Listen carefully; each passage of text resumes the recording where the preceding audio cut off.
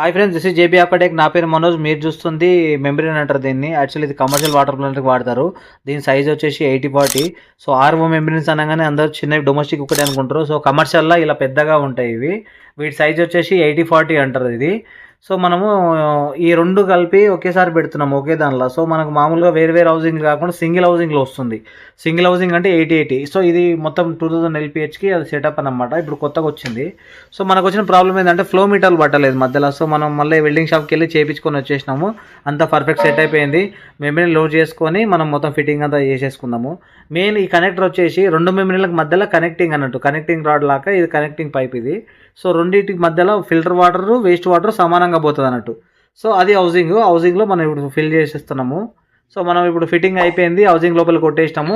Next ఇప్పుడు మనం ఎండి cap కొట్టేసి కూర్చోబెట్టడమే. ఇలా వీడియోస్ వస్తూనే ఉంటాయి.